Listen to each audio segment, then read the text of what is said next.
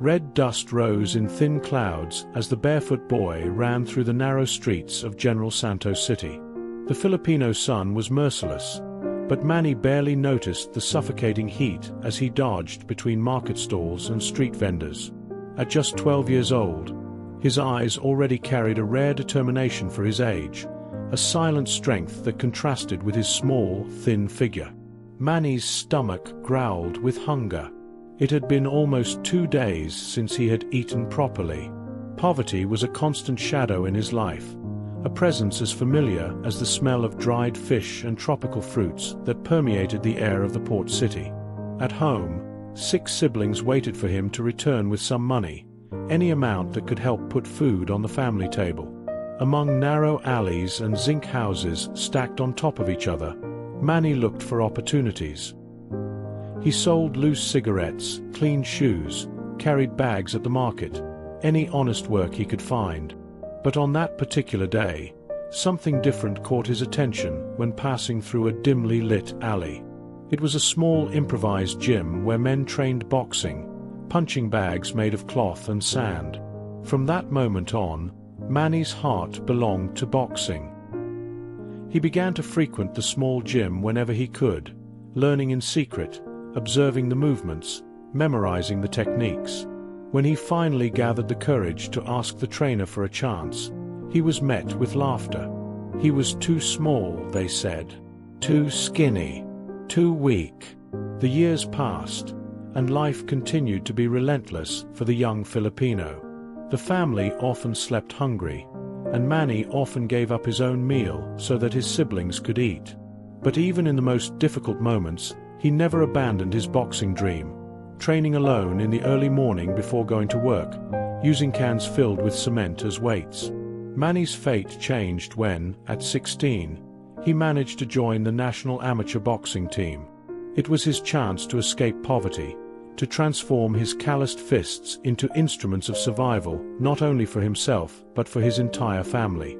With each victory, with each medal, his name began to echo beyond the borders of General Santos City. The years followed like rounds in an endless fight.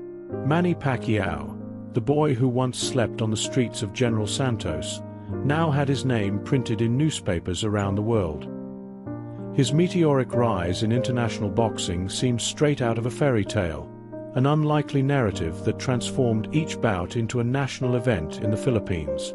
In Manila, Las Vegas, or Macau, wherever Manny fought, time seemed to stop in the Philippines. Stores closed, street traffic decreased, and entire families gathered around improvised televisions in public squares. Even confrontations between rival factions and guerrillas in the mountains temporarily ceased when the son of the nation entered the ring. The millions began to flow with the same intensity as the blows Pacquiao delivered throughout his career. Mansions, luxury cars, private jets, all the material symbols that signaled the distance traveled from the days of misery in General Santos. His face adorned billboards, television commercials, and even commemorative money notes. Manny's life now took place in luxury hotels and mansions with infinity pools. Politicians begged for his approval. Celebrities competed for his friendship. The boy who once begged for coins to buy a bag of rice now defined economic trends with his decisions. When Manny fought, the Philippine economy recorded a measurable boost. Amid the whirlwind of fame and money, however, Manny occasionally felt an inexplicable emptiness. In the lonely nights after glamorous parties, when silence finally settled in his luxurious quarters, he found himself remembering the times when he slept on the hard floor, with an empty stomach and dreams bigger than life. It was during one of these nights of introspection that Manny watched a television report about street children in Manila. The camera captured images of boys and girls sleeping under closed store awnings, fighting for food scraps with stray dogs, begging at traffic lights. Their eyes, large and frightened, told stories of abandonment and violence that Manny knew all too well. The rain fell mercilessly over Manila that monsoon afternoon. Manny Pacquiao drove his Lamborghini through the flooded streets of the Philippine capital, returning from a photo shoot for an international luxury watch brand. The contrast between the gleaming vehicle and the slums that lined certain parts of the avenue did not escape his perception. Barefoot children ran alongside his car when he stopped at traffic lights. Normally, Manny would be escorted by security guards who would keep the small beggars at a distance. But on that day, by a whim of fate, he was driving alone. The rain suddenly intensified, turning into a curtain of water that reduced visibility to almost zero.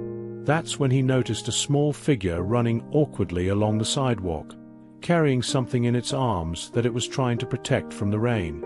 Without thinking much, Manny slowed down and lowered the window, offering a ride to the drenched passerby. To his surprise, it was just a boy, no more than 12 years old. His tattered clothes stuck to his thin body, and his bare feet were covered in mud. After a moment of hesitation, the boy entered the vehicle, soaked to the bone. Manny noticed that he was protecting something zealously under his torn shirt. It was a puppy, trembling and frightened like its young protector. With a shy smile, the boy explained that he had found the abandoned puppy under a bridge and couldn't let it die in the storm. He was trying to reach an improvised shelter that he and other street boys had built on a vacant lot not far from there. When they arrived at the location indicated by the boy, Manny was shocked. The shelter was nothing more than a few plywood boards and pieces of canvas leaning against a moss-covered wall. There, precariously protected from the storm, about 8 children huddled, looking suspiciously at the luxury car that had stopped near their refuge.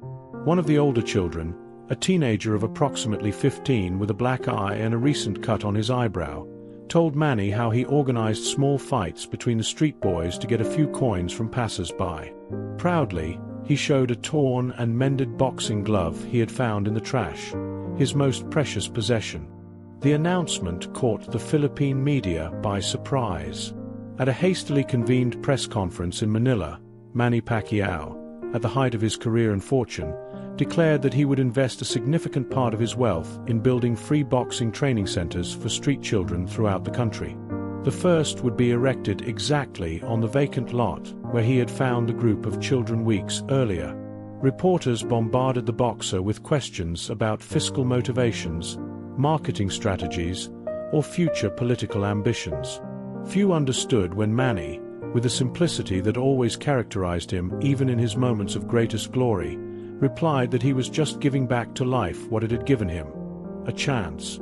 Construction began immediately.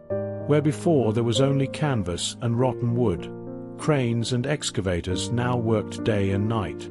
The project, initially modest, grew in ambition. It would not just be a boxing center, but a complete complex that would include a school, dining hall, dormitories, medical and psychological care. As construction advanced, Manny faced another kind of battle behind the scenes. Corrupt bureaucrats demanded bribes to release licenses, local politicians tried to associate their names with the project, and even some members of his team questioned the wisdom of investing so much money in a venture with no direct financial return. Time passed, and what was once just a vision now took concrete form. The complex, simply named Pacquiao Center for Young Fighters, was an impressive structure that stood out amid the surrounding poverty like a beacon of hope. Professional rings, state-of-the-art equipment, modern classrooms, clean and welcoming dormitories. Nothing had been done halfway. On the eve of the official inauguration, Manny visited the center one last time alone. He walked through the silent corridors, touched the ropes of the new rings, smelled the fresh paint on the walls decorated with inspiring murals of great athletes who came from poverty. In every detail, he had placed not only his money but his heart. The morning of the inauguration dawned with a perfectly blue sky over Manila, as if even the normally unpredictable tropical climate of the Philippines wanted to honor the moment. A crowd formed around the center hours before the official ceremony. Journalists from around the world, international celebrities, politicians of all parties, everyone wanted to be present at the event. In a hotel room in downtown Manila, away from the commotion, Manny prepared himself with a serenity that contrasted with the media frenzy. He had not chosen an Italian suit or designer clothes for the occasion. He wore simply jeans, a white t-shirt, and a pair of sneakers, the uniform that would be given to each child accepted into the program. Upon arriving at the complex, Manny was greeted with a deafening ovation. Cameras flashed incessantly, reporters shouted questions, fans begged for autographs. With the skill of someone already accustomed to the spotlight, he navigated through the crowd to the stage set up in front of the main building, where a red ribbon awaited the traditional inaugural cut. Manny's speech was brief and emotional. He spoke about his own childhood on the streets of General Santos, about the nights of hunger, about the days selling cigarettes and cleaning shoes. He spoke about how boxing not only saved his life, but gave him purpose and discipline when everything around him invited despair or crime. When the time came to cut the ribbon, Manny surprised everyone. Instead of taking the ceremonial scissors, he called to the stage the group of children he had found months earlier. They were unrecognizable now, clean, well-dressed, with looks that were already beginning to lose the hard shine of distrust that life on the streets imposes. Among them, the boy who had rescued the puppy stood out. The tour of the facilities that followed was a moment of pride for everyone involved in the project. Each space had been designed not only for functionality, but to inspire dignity. The dormitories, with individual beds and personal lockers, offered something that many of those children had never experienced: privacy and security.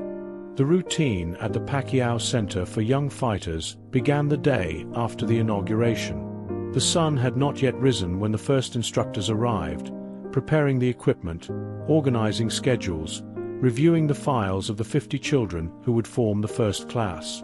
Among these instructors, some had been national champions, others had shared the ring with Manny himself in memorable sparring sessions.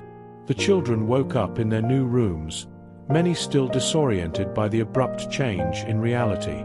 From the hardness of asphalt to soft mattresses, from uncertainty about the next meal to a dining hall that served 3 nutritious meals a day, from constant fear to the security of solid walls.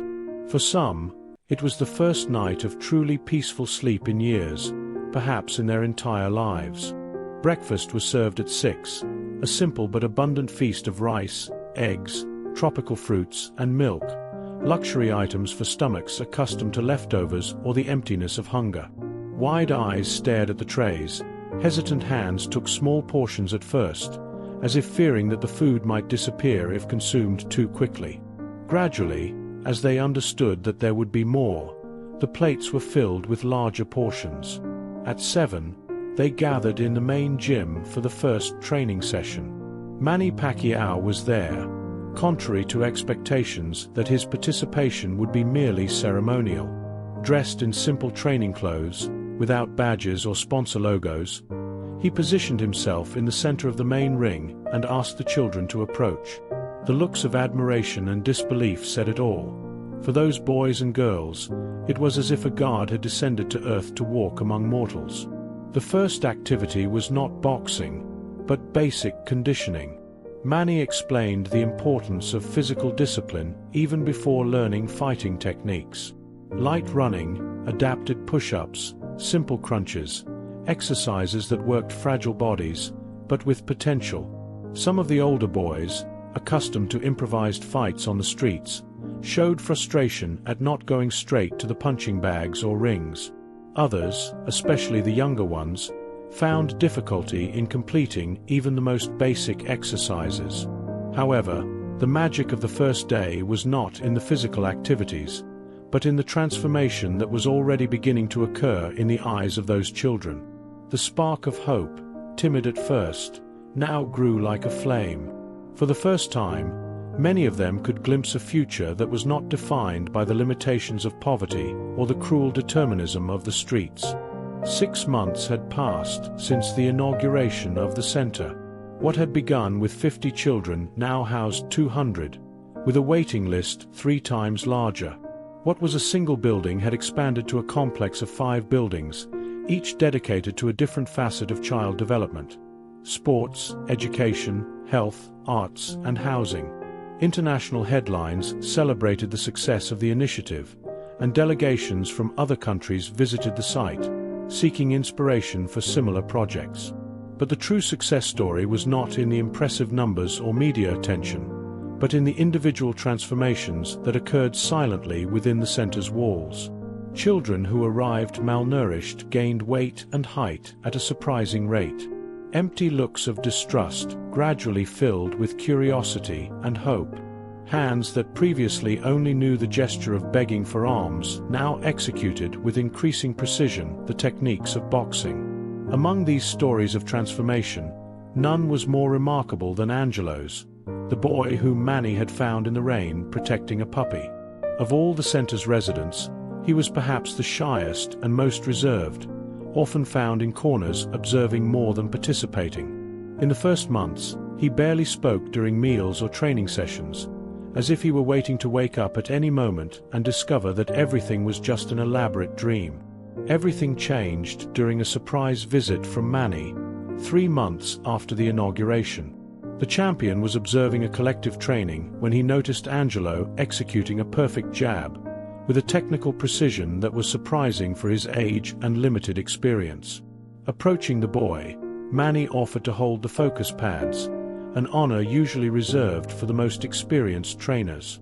Initially hesitant, Angelo soon gained confidence, delivering increasingly complex combinations under the approving gaze of his idol.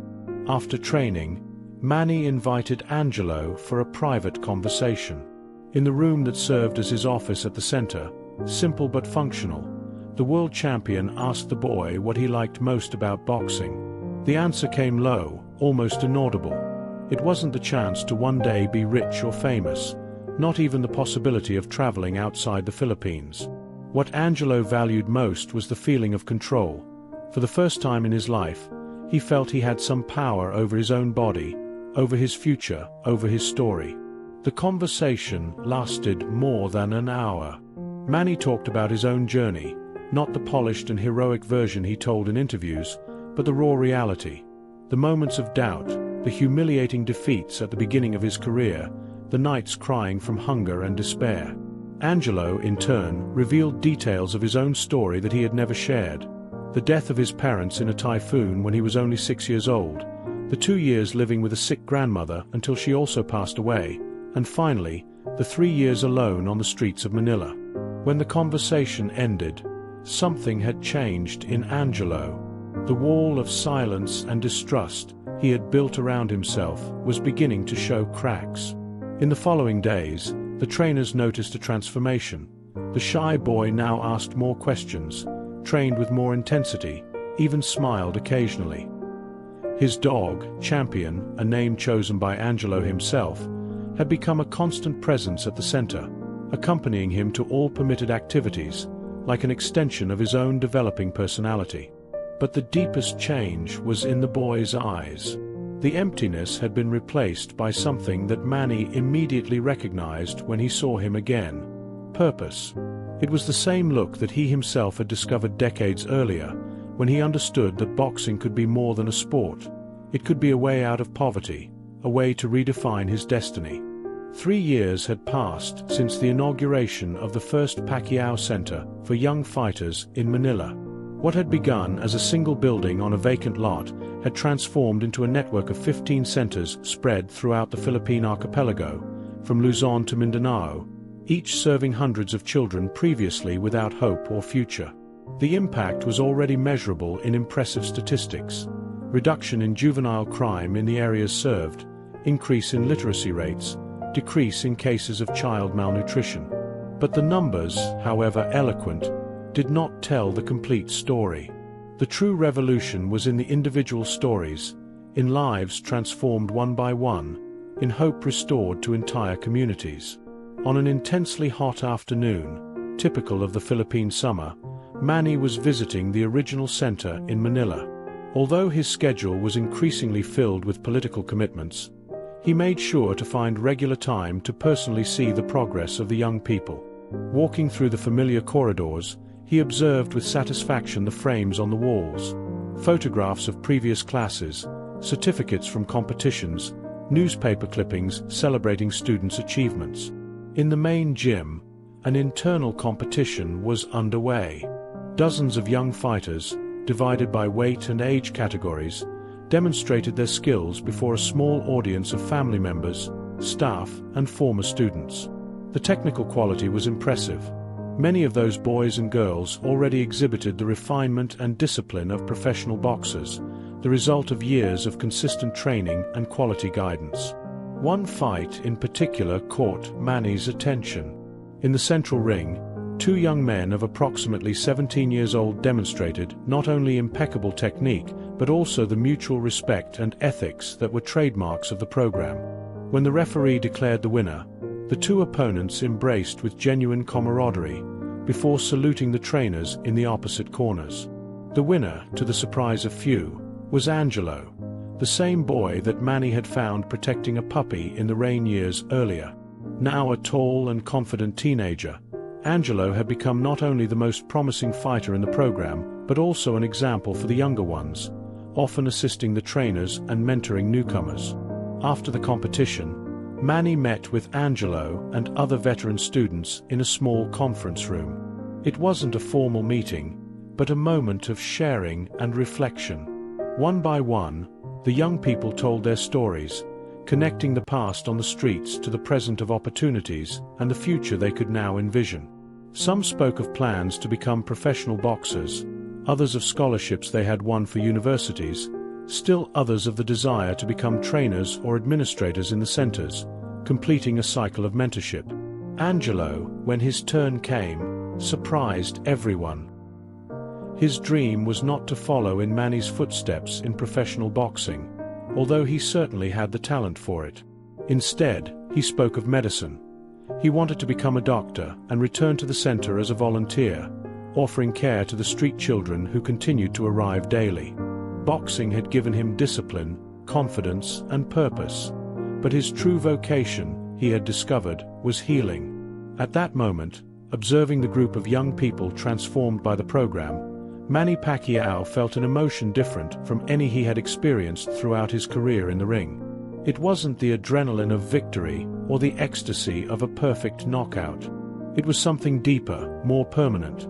The certainty that his most important legacy would not be measured in world titles or accumulated fortunes, but in the lives he had helped to transform. As the sun set over Manila, casting long shadows through the conference room windows, Manny reflected on the unlikely journey that had brought him there. From the hungry boy who sold loose cigarettes on the streets of General Santos to the world champion who now transformed lives, the circle was complete. Each child rescued from the streets, each young person who now dreamed beyond the limits of poverty, represented a small but significant victory against the same forces that had almost defeated him decades earlier.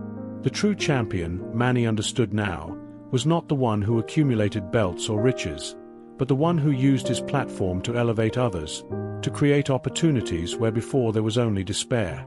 This would be his most enduring victory, his definitive legacy, not just having escaped poverty, but having extended his hand to pull others with him, transforming individual stories and, in the process, perhaps, the future of an entire nation. If you like this kind of story, leave your like and subscribe to the channel so you don't miss out on the next videos.